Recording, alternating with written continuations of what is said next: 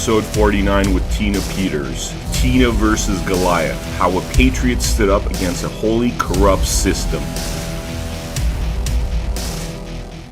All right, welcome to the next episode of Blood Money. Today we have an incredibly, just an amazing guest, Tina Peters. How are you doing? I am doing amazing. God sustains you. Whatever he brings you to, he sees you through. So it's all good. Awesome. We're going to get into this kind of battle you got immediately ahead of you in a second. But for the viewers I'm sure all of our viewers know you, but for the viewers that don't know you, can you give us a little background on what you've been up to and how significant you've been to this, really the fight for our freedoms? Well, I was a business owner for 32 years and had never been in politics until 2016, and decided when I went to a GOP volunteer meeting, and I was one of 8 people, I said, we cannot let that woman get into office. And you know who I'm talking about. So I started walking and talking, and I fell in love with the people, really, just knocking doors in the poorest neighborhoods and the most affluent. It didn't matter. And then I decided, I'm a cancer survivor, so I'd been through that in 2016, and then, of course, recovered. And I decided I was going to give back. I was going to run for office. So I picked the hardest office in the whole county because it needed fixing. And that was the clerk and recorder's office in Mesa County. And they had 3.5-hour wait times. So I said, I can fix that. And I did very quickly. The press, they didn't want me to win the election. So they were all over it. She says she's going to open offices the first day. Well, I didn't do it the first day when I was sworn in. I did it 1 month later, and for about a third of the cost of and just changed the culture, never expecting that what God had in store for me was to expose one of the biggest crimes in our country and in the world today. And that was the selection of our representatives. Tell us about that process, about how you found out that there was something seriously going wrong, and how that started to bring in trouble into your life by being honest, by being willing to fix what was wrong. Yeah. Well, there was, I took an oath to the Colorado Constitution, the state where I live, and to the U.S. Constitution.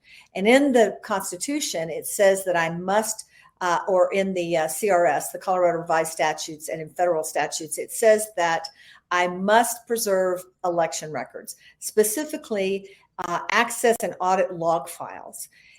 So, people kept bringing me anomalies that were going on after the 2020 election, but we're a pretty conservative county. And I thought, I don't deny that something could have gone on, in other states around the country, but I just didn't think it had happened in my county.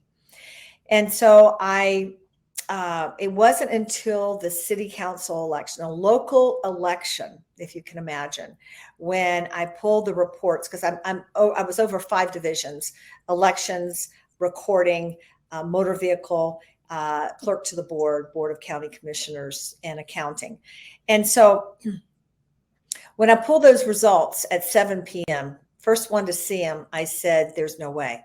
There is no way these progressives came into my county, our county, and were elected over these well-established, good people that had campaigned so hard. And for those that haven't seen Selection Code, they can watch selectioncode.com to get the full story. But Dominion and the Secretary of State were coming in a month later. And I reasoned that they had told me they were going to delete a QR code program that would have made it impossible for me to have done an audit of the election should it have been required. And they were very secret about it. And it started making me suspicious. Plus the citizens, and this is where the citizens of your county can get involved. Go to your county clerk or your elections person, ask questions, demand answers. But I had done plenty of tours for people. The Secretary of State touted Colorado as the gold standard of elections across the country, and I had mimicked those words. And what I say is I drank the Kool-Aid. But when they started having such secrecy over a what they called a trusted build, which was supposedly an upgrade to the computer. Found out later they don't put patches in the computers, in the Windows systems. They don't. There's unauthorized software, but that came later. So when I asked to do that, they were very secretive, very protective, and so I went to our IT department, asked if they would help me preserve a record, an image of, and they wouldn't do it. And so I had to bring in someone that could. Mm-hmm. And Well, when they found out that I had done that in August, it leaked out that I had done that. The cyber experts were busy going through comparing the first image. So we did an image before they did this so-called trusted build, and then we did another image after they finished. And when the cyber experts compared the two, they were quite different. So I had flown to Mike Lindell's symposium, not knowing. I mean, I had planned at the last minute to go because I thought, I was getting so many requests from my constituents, and concerns, and I thought, I need to learn more about what's going on in the elections process, why they're concerned. I need to answer these questions, these people's questions. And so I'd already decided to go at the last minute to the cyber symposium when this broke, like a day or so before it broke, that mm-hmm. they had found out that I had done these images. And Wow. so I end up, they raided my office. I end up in South Dakota for the symposium, and I am on stage, never expecting to be the center of the whole event. And then they were concerned for my safety because of the immense security they were that I was needing because of what this uncovered. And I remember going to one of the cyber guys that were there, and I went, Mm-hmm. "You do have something, don't you?" Because I thought, "Oh my Mm-hmm. gosh, I'm in trouble." They're like, "You do have something, but don't you?" And they said, "Oh yeah, we Mm-hmm. do." But at that point, they didn't know everything of what they had. So I was whisked away to Texas, and a week later, I was in a hidden location. A week later, whoever it is found me. They physically breached my hotel room, and from then on out until the first report came out, I was under 24/7 security. Wow, wow. I mean, your life was literally on the line because of having essentially done your constitutional duty, must preserve records. That's what you did. Sounds like you went to some others to help you back this information up. And sounds like they were too scared, perhaps, to do what had to be done. Our IT department has never really wanted to get involved with the elections equipment, and they've always let the vendor, Dominion, Mhm. take care of it. And as it turns out, letting a vendor have this much control over our elections is a big mistake. Wow, wow. So when for the viewers that don't know, what did you uncover? Because you had mentioned what you had uncovered was so valuable, but what did you uncover that then caused all these security risks to you? Mhm. Well, the first report was coming out September 16th. And so I felt safe enough at that point to go back because they were looking. They were looking for the images. They were looking to do away with this so it wouldn't come to light. And so I felt safe enough to come back. I took the images. I'm sorry. I took the report. The first report was done September 16th. I hand delivered it to the three commissioners, and my attorney took it to the DA for evidence. Hmm. And yeah, And they did nothing. As a and matter they, of as a matter of fact, Dominion had already beat us to the punch, and they had gone to the commissioners and convinced them that nothing to see here, but we need to take the equipment out, of course, because now it's going to need to be replaced. So there was the evidence leaving my office. They papered up the windows of my office, so my chief deputy couldn't see what was going on. They arrested her because or charged her with cybercrime and something else. I can't remember what it was, just to get her out of the office so they could take over my office back then. Because if the clerk's not there, the chief deputy is the acting clerk. So here's Dominion CEO and the vice president meeting with the commissioners while I'm out of town. And all this is going on with my chief deputy, where they want to get her out. And basically, they didn't want us to see anything else that was there. Is what I firmly believe, because there are problems, I believe, with the ICXs and other things besides the election management system, the EMS. So when I came back, hand delivered them. One commissioner, she put her hand on top of the report and just slid it away from her.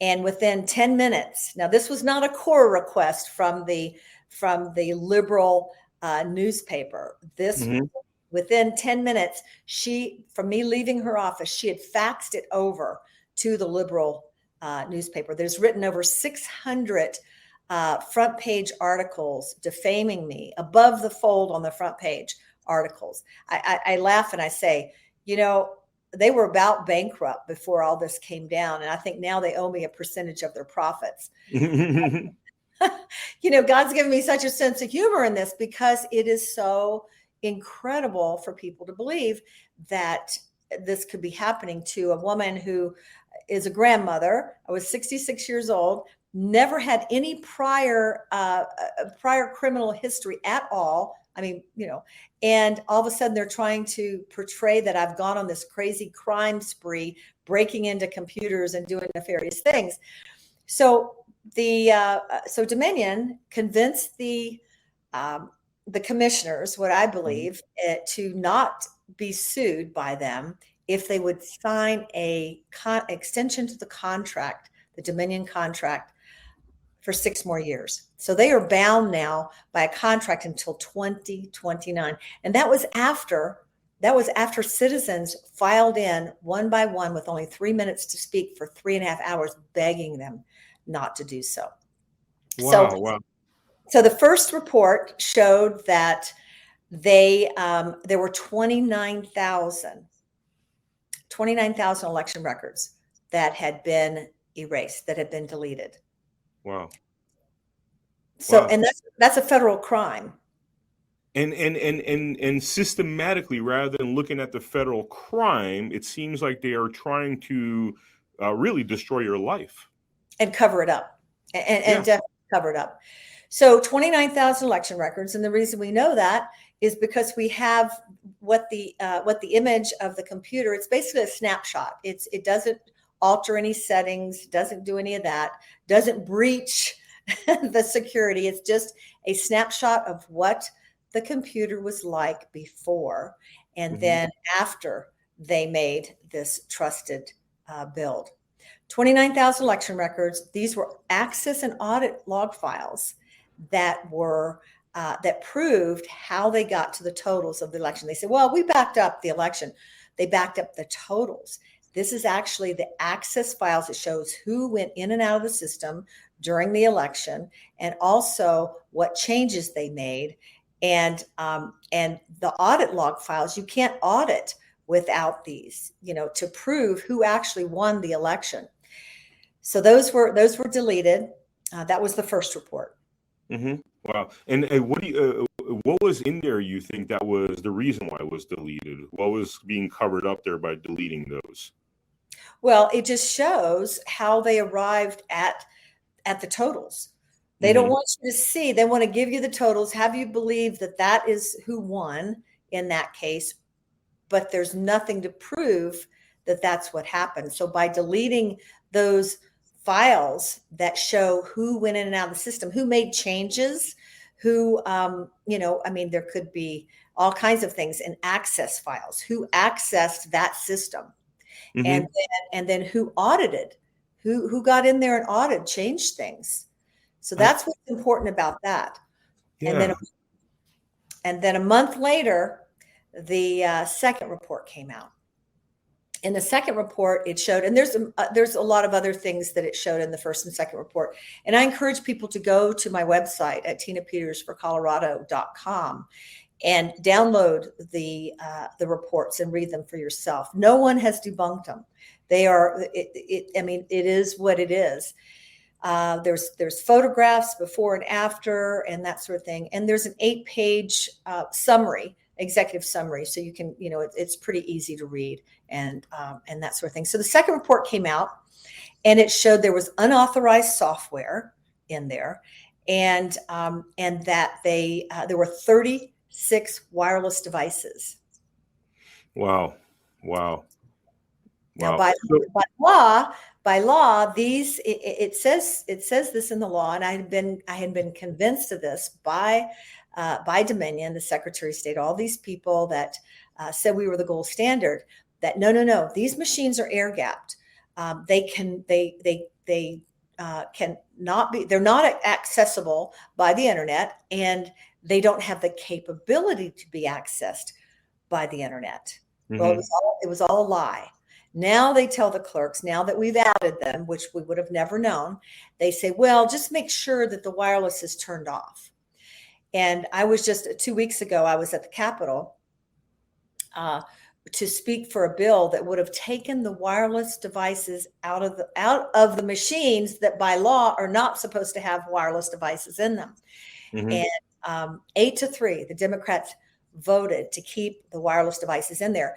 And there was a woman, they're up there eating their burrito and all this stuff while this woman is crying. Literally, she was a dual citizen from Brazil. And she was telling the story about what's going on with her family in Brazil, how these machines have cheated their elections. And of course, we know that's happening all over the world, Philippines, Venezuela and such. And pleading with them, the legislature pleading with them, please take the wireless out. And she's mopping up her tears on her cheeks, crying because of what the result of this has been on her nation, her country. And they voted to leave them in. Yeah. No. Yeah, we've seen that everywhere. We've seen that. I mean, blatant corruption. I mean, it's very obvious what's going on. The whole logic of having no transparency with a third-party company that's controlling our elections electronically is just ludicrous on every level. And I mean, what have you learned about our country having gone through this journey? We're in trouble. We're in big trouble. But these commissioners, I want to tell you that, and the DA, and a judge actually kicked me out of my office. I'm an elected official. The only way you can remove an elected official is by a recall of the people who elected them, right? Mm-hmm. This judge unilaterally, she took the word of Jenna Griswold, the one that had come in and her person deleted the election records, and wanted me to sign an agreement. I think it's about 8 or 10 pages. I have it here. And that it was a lot. But basically, one of the things was that I would renounce, recant, and repudiate what I said on Facebook Live about these machines need to be more transparent to the people. And they shouldn't be allowed to do what they're doing. And when I wouldn't sign that I would recant that, and there were some other things equally as bad. She took it to a judge, says, see, she's going to break the law. You need to remove her for office for a CRS 1-1-113, which is neglect of duty. Mm-hmm. Here I am. I'm preserving election records, which is my duty, and this judge takes me out of office. So, all right. So here they're going. They're saying, well, nothing to see here. You really haven't shown us this. Like, this isn't bad enough, right? Yeah. I mean, they're clearly trying to shut you down. They're trying to destroy your life. Judges acting in extrajudicial fashions. I mean, all these people should probably be in jail, but yet you're the one that's being hunted. That's right. So then they were saying, okay, well, you haven't shown us how the votes were flipped. So I went to the cyber guys and I said, okay, guys, I want you to audit the April 6th municipal city council election. I said, that's where you're going to find it. So sure enough, that's where they found it. So report number 3 is how they do it. And that's outlined in selection code. They talk about how the votes are actually manipulated. Mm-hmm. So I decided I was going to run for clerk again. And because I'd really changed the whole office around and the perception to the public of the clerk and recorder's office. The motor vehicle had reduced the wait times from 3.5 hours to almost nothing, opened 2 offices, stayed within budget, did all these things that should have been done. Mm-hmm. And so I decided I was going to run for clerk again in January of 2022. And then I started seeing who they had put up for to run in the Republican primary for Secretary of State. And on February 12th, when Joe Biden decided he was going to keep the J. Alex Halderman report sealed, which here's a professor that back in 2007 started showing how, a Democrat, by the way, started showing how easily these machines were hacked into. And in 27, and would show his students how to do it, or they would demonstrate how easy it was to do it. And then in 2017, he went before the Senate Judiciary Committee, warning them that this has to be fixed. And before any of the elections coming up, before the 2018 election, and they sealed it. So Raffensperger versus Curling is the lawsuit, but the judge sealed it. So on February 12th, when they agreed to keep that sealed, I said, I've got to jump in this race. I'm the only one that can do this. And we have to have a Secretary of State that knows what's going on. And I looked at the 2 opponents. Now listen to this. So one opponent was so we have a Democrat AG that was appointed by Obama. Mm-hmm. We have, and on his board, his loan board, which you're going to hear a lot about loans coming up from what's happened the last few days in Arizona. He was one of the board members. So this obscure guy just jumps up and says, I'm going to run for Secretary of State. No experience. Nobody ever heard of him. Then the other one, the more prominent one, was a woman who is one of the 5 directors right above Tiana Epps Johnson, who served with Obama on a fellowship for 2 years, and the secretary for Center for Tech and Civic Life. So most everybody remembers the Zuckerbugs, right? Mm-hmm. So this was the organization that Mark Zuckerberg and the Chan Initiative funneled $470 million into, and 94% of it went to defeat Trump and to elect Biden. Yeah. And before that, this organization, the most they'd ever raised, from what I understand, was $1 million. So $470 million. And this is the secretary running in the Republican primary. So I said, I've got to run. And my attorney says, you can't. And I said, well, why not? And he said, because they will kill you, Tina. And Wow. I said, well, I've lost my Navy SEAL son at 27. In 2017, I lost him while I was running for office. And I'm a cancer survivor. And what I told God when I wasn't sure if I was going to live or die, I said, okay, all right, God, if this is it for me, I'm all right with it. I'm okay to go. I know where I'm going. I said, but my prayer. And then I went, but my prayer, don't let me leave this earth until I've accomplished everything that you sent me here to do. That was in 2016. And right at that split moment, I knew I was going to live and not die. I had no idea that I would be a person that doesn't like to speak in public, that doesn't like to be the center of attention, or draw attention to myself. I had no idea what he was going to call me to do. Wow. But I ran. I ran. I raised more money in 4 months than both my opponents combined. Wow. I talked to the people. I went to the assembly. I won 62% at the state assembly.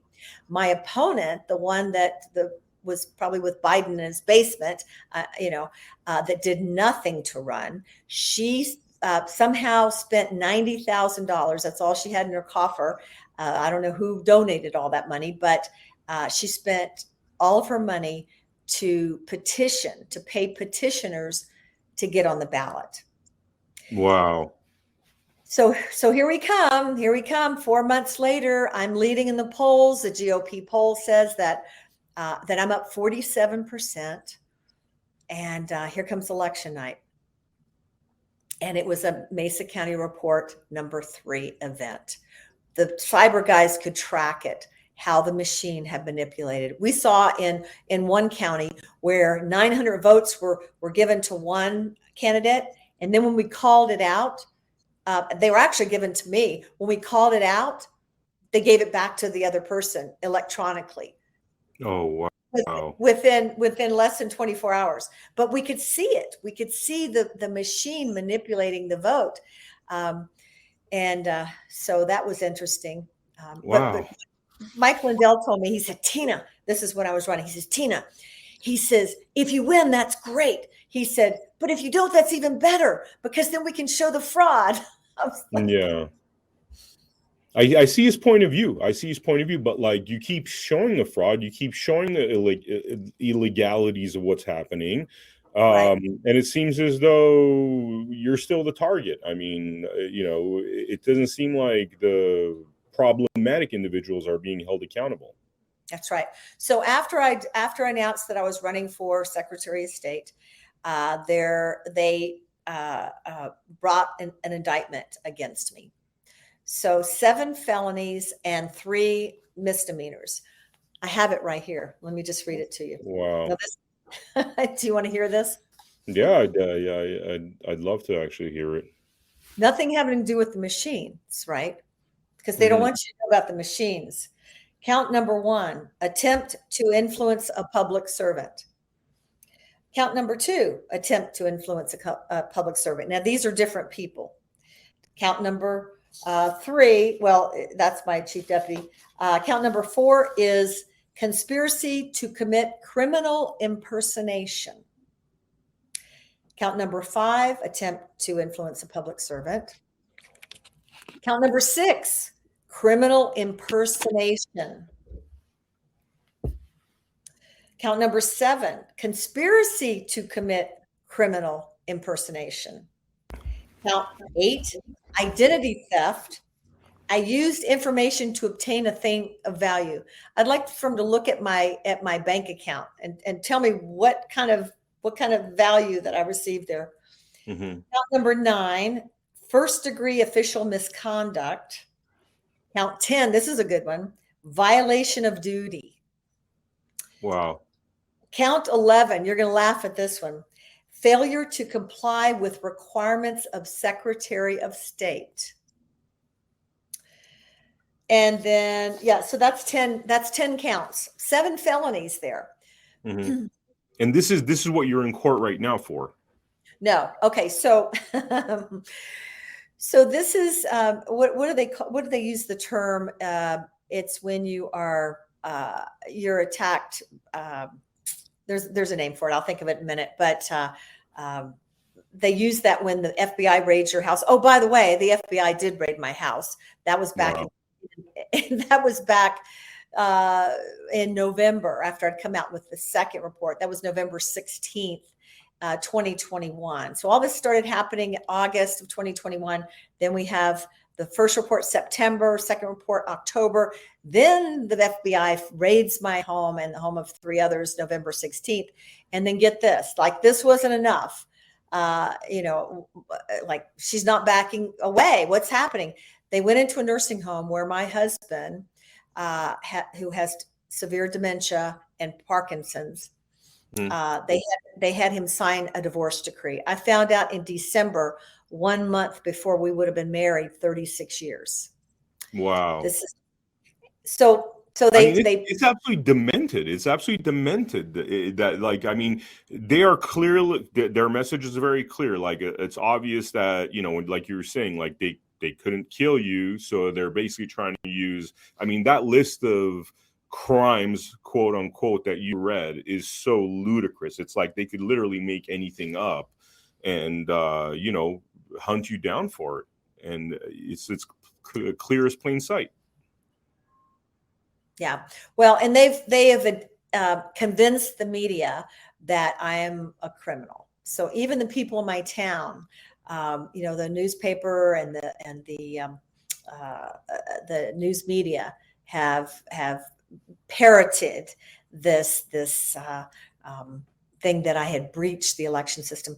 So that was okay. So I ran for office, then they indicted me. Oh, here's a good one. I was in court with my chief deputy for one of her charges that were bogus, Mm-hmm. and they accused me of filming. I was in the gallery. I was in the audience of filming the court procedure that was actually live streamed. It was actually on WebEx. Wow. So the next day, of course, I'm the bane of the commissioner's existence because they've already done something that I feel is very compromising going with Dominion Mm-hmm. again for 6 more years. Uh, I'm at a commissioner's hearing with 5 other constituents, supporters, and they saw that I had this iPad that they thought that I had recorded. So they delayed the commissioner's hearing, and they got a search warrant to seize the iPad. We walked a block away to a coffee shop, and there they descended. They had followed me from there. They held us literally because they wouldn't let the commissioner's hearing be over until they received this, and something about a sacrificial lamb or something, I think they called me, Mm-hmm. and descended on this coffee shop 1 block away that I was there with 5 other supporters. Proceeded to want to take the iPad. Well, I wanted to go call my attorney, right? My phone was in the car, and I left my purse and everything there, the iPad, everything was there. I got up to leave, and they prevented me from leaving.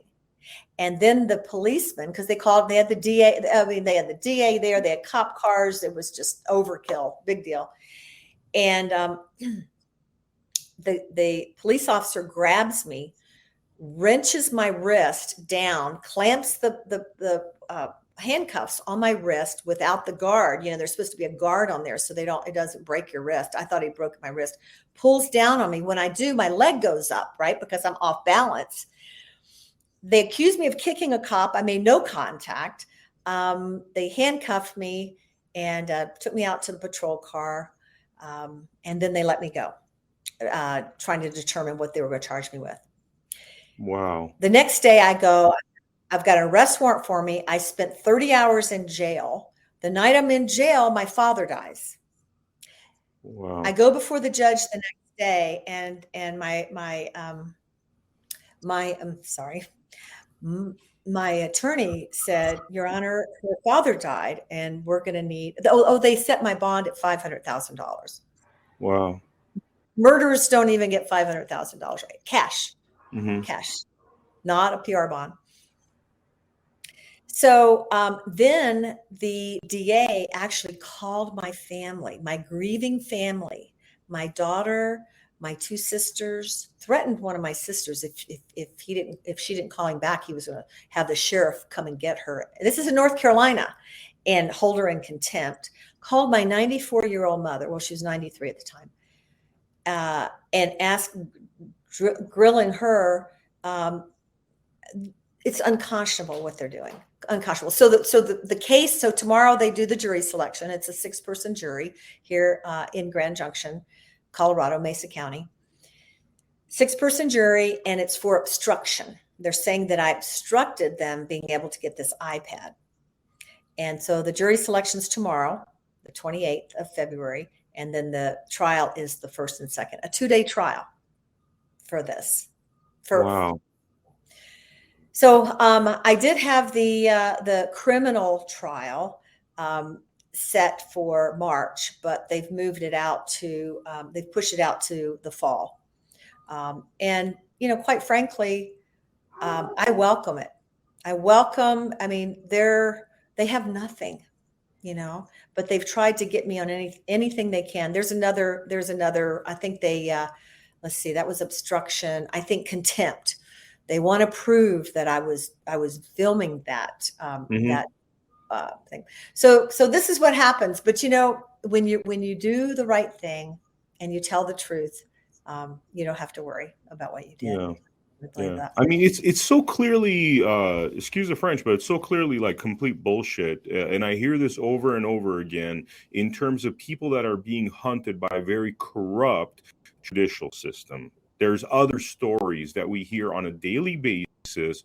And it's these things like, yes, there's recordings in court, but you brought in your phone and you recorded as well, hence and therefore now in contempt of court. And these are clearly just, I mean, they are clearly targeting you. But is there movement in terms of this, like march for justice for what's happened, for the election machines, for the election fraud? I mean, is there any motion in terms of that, or are all the resources being used to, have attack upon you? Well, Mike Lindell, bless his heart, he's given his time, talent, and treasure for this cause. And they're coming after him as well. They're coming after Dr. Doug Frank. There's talk that they've convened a federal grand jury. They want to take us down. But here's what's happening at the same time is we're finding out more and more and more about who they are and how evil they are. And, I've said over and over again, I said, the smartest thing they could have done is to not make a big deal out of what happened. Just let it go away. Let it be a news story but that's not what they did. They panicked. They freaked out, and they made a big splash that could not be ignored. And basically just ended up launching me into the spotlight. And that wasn't a really smart thing to do. General Flynn told me from the very beginning, he's yours and my friend. And he said, I said, what do you recommend? And he said, you be as vocal and as visible as you can be. He said, the safest you will be is to be as vocal and visible as you can be. Exactly. And I thought, I don't want to, I'm not a public speaker. I've had to become one, but, and God picks the people that are least, have the least natural ability. I mean, look at Moses, he stuttered, to do so that way to do what needs to be done, because then where your source is, and you can't take credit for it yourself. You have to give glory where the glory goes. And so I do believe that what is happening is divinely orchestrated. I believe that what's, all the attention that's January 6th and all the things that are coming out, the footage, the video footage that's coming out. I know that Tucker has it now. All the things that are coming out on Arizona and the cartel and the compromised judge and Katie Hobbs. And, God's bringing the secret things to light.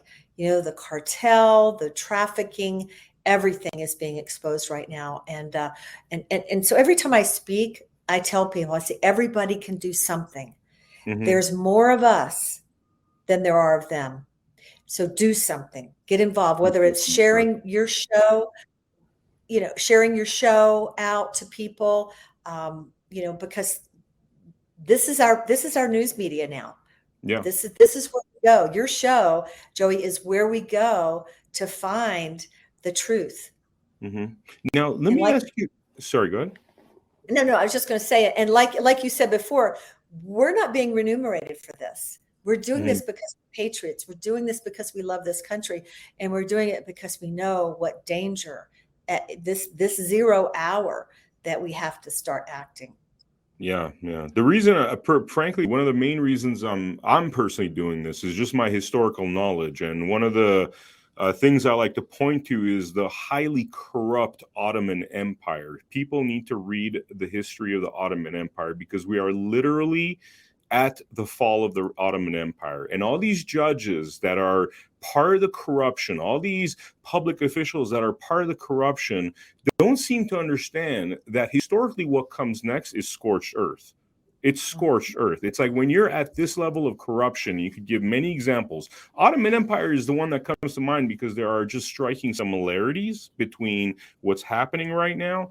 And it's just you reach a point of no return where it's like literally the country becomes garbage for decades and decades. What happened in the early 1900s, Turkey did not get over that until 80 years later. And that is what these corrupt officials need to understand because they're self-interest. But yeah, if you're a very rich person in a scorched earth because you're corrupt and you do all the bad things, you're still in a scorched earth. Your life is hell, and your family and everybody suffers, and then it comes, the sins of the fathers are visited upon the sons. And that's what you could expect when this kind of catastrophic level of corruption takes place. And by the way, sorry about my green screen. I don't know why this thing's like acting all weird and stuff. But so Tina, let me ask you, in terms of your life, the thing that was really interesting and sad is how your community has responded to all of this. Is your community seeing these sorts of shows, this sort of information, or do you feel like people are looking a little bit sideways at you because they're getting a lot of nonsense from the mainstream media?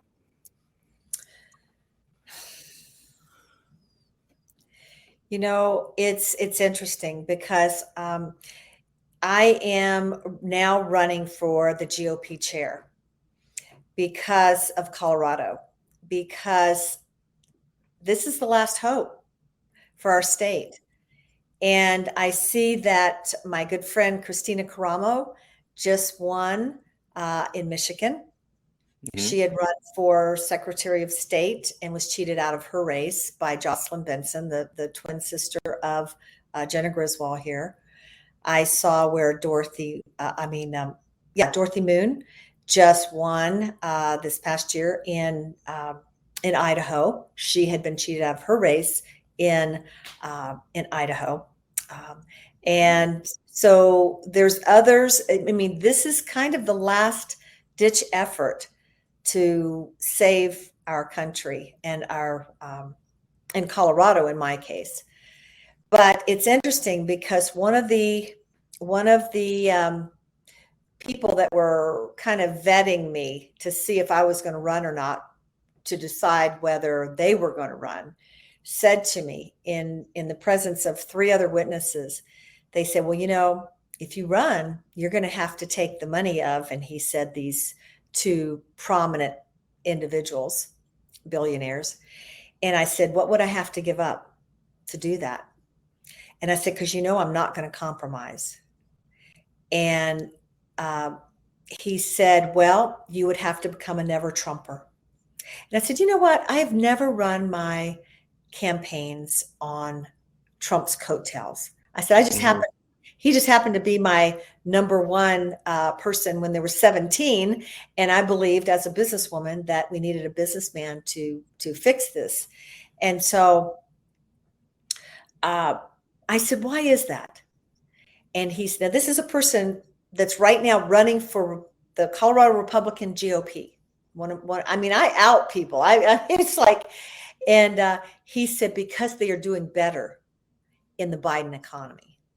And I was totally disgusted. This is somebody that took money for their congressional race and was defeated because they didn't want a Republican in there. What makes you think that they're not going to try to control you as well? There's these favors come with a price. And so that's what happens. Wow. So, what do you think the future holds? It sounds like you have like shades of optimism because certain people are getting into office that weren't getting into office before. It sounds like some of the groundwork that's being just cleaning up things on a local level might be now turning around? I mean, what's your kind of prognosis with what we have in front of us? Well, Vim, it's, and I apologize. I think I called you Joey earlier, but I apologize It's for all that. good. It's all Joey and I work together a lot, and we have a certain we have a similar vernacular. I hijacked the word scumbags from him because it just sums up everything about some of these guys. But yeah. I believe there's hope as long as we can wake the people up. I really do. And that's the thing. Too many people are, they're so, well, think about it. I mean, we've got entertainment, we've got, all these distractions that are going on. And while our country is being taken away from us, and I believe that's by design, but you cannot you'd have to be blind not to see the immense evil that is on the other side of this. And I mean, you just look at the Hollywood Awards, and you look at the Super Bowl, and you look at all these things where it's just really in your face. And that's not the country that I grew up in, and that's not the country that we want. And there are factions that we know that want to destroy us, because as long as America is strong, then we retain our liberty. Mm-hmm. But they don't want us to be strong. They want to take us over. And and that's that. So, you might be able to and I don't really think these people believe that they're going to have to be accountable to this. And all I want to hear, and at the end of my life, because people say, why are you doing this? And I say, I want to hear at the end of my life, well done, good and faithful servant. And because this is not the end for us. Yeah, I know. Yeah, this is not the end. So I do have high hopes. I do believe that this is an Esther moment. People call me the Joan of Arc, and I said I don't like that way that one ended. You are. I mean, seriously, you're like a hero. You're a hero. You're a hero. I don't know. I mean, and it sucks that you've been put in this situation, because what you're doing is actually what should be normal for people to do. And again, we see this all the time, where in these very abnormal times, the regular people are just doing what is right, are the true heroes. And what you're doing is just at the pinnacle of her. I mean, the fact that you're able to laugh at this stuff where they're clearly hunting you down, like they want you dead, but you are able to laugh it off. I mean, you're a hero and a true Christian, because we're not supposed to be fearful of this kind of evil. That's right. That's right. When I was running for Secretary of State, Jenna Griswold went on CNN and Rolling Stone and all these places. She wasn't concerned about my other two opponents, because they were actually put in to make sure she stayed in power. But she called me a dangerous woman. And I Wow. said, you're damn right. I'm a dangerous woman. I have nothing left to lose. So, Yeah.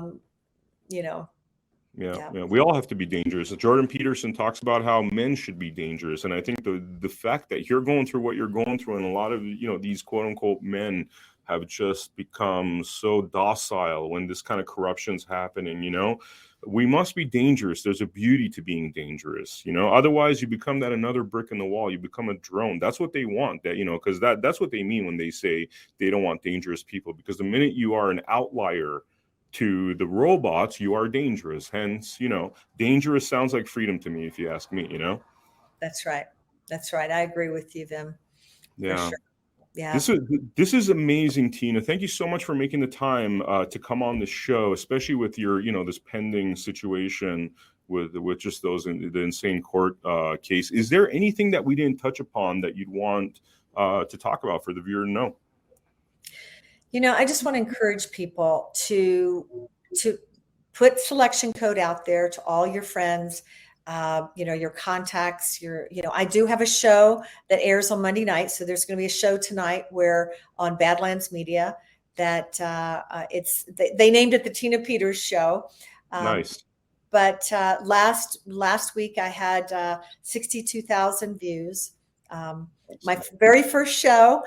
And this week, tonight at 9 p.m. Eastern, I will have Pete Santilli and Swinick, Michelle Swinick, on to talk about what's going on in Arizona. They're going to be naming names, all that's going on in the corruption with the cartel and people that are on the take. So please tune into that. And you can go to my website, tinapetersforcolorado.com. You can follow me at Real Tina Peters on Twitter, Telegram, and Truth Social. And I just love you guys. Just please get involved wherever you can. There's good people that can tell you how to get involved. I'm going to have some of those on my shows coming up. And I know with you, Vem, you've you talk about it as well, and tune in to Blood Money, you guys, because you'll hear the truth here. And this is our media. This is our trustworthy media. So Vem, thank you so much. I appreciate you and how you're getting the word out. And this is where people are turning for the truth. And I thank you. Yeah. We appreciate you too, Tina. You're much loved out there, much respected. Like I said, you're a hero, and thank you very much for coming to our Blood Money podcast. For the viewers out there, please tune into americahappens.com, where we have episodes posted on a daily basis, and much more coming from us. A lot of Blood Money episodes. I will see you on the next episode of Blood Money. Thank you very much.